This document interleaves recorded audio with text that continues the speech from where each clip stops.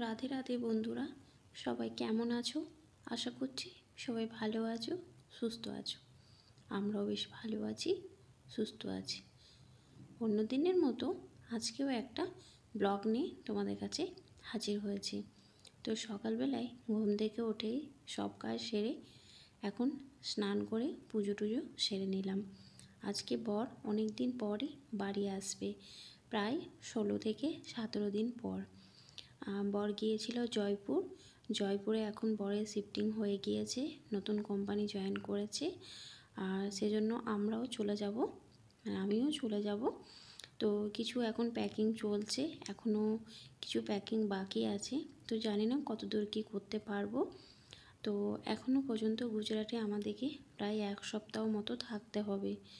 তো চলো, তাই একটু ঠাকুরঘরটা তোমাদের কাছে শেয়ার করে দিলাম পুজো করার পর।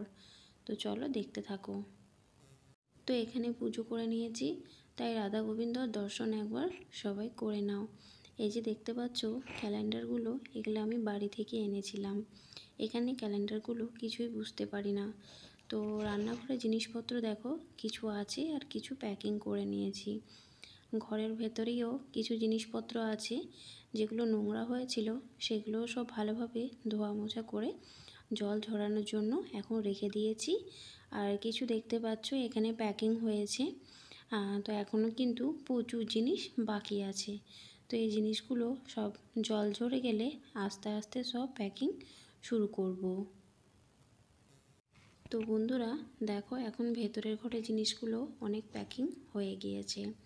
তো বর যেহেতু এতদিন পর আসছে, তাই একসঙ্গে খাবার দাবার খাবো। তাই আমি এখন টিফিন করে নেব একটু সুজি।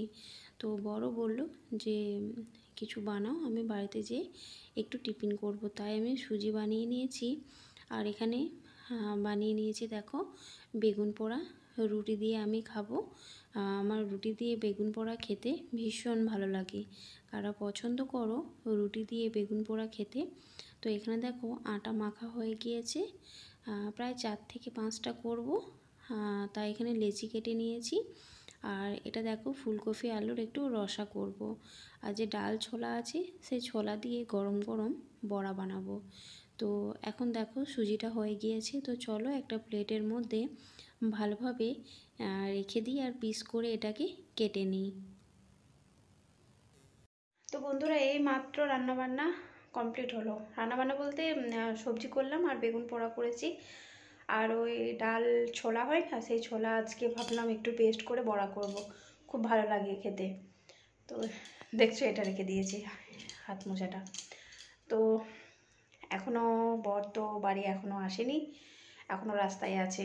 জানি না, বলেছিল 12:30টার মধ্যে পৌঁছে যাব। তো 12:30 কি এখন 1টা বাজতে যাচ্ছে, এখনও পর্যন্ত পৌঁছায়নি।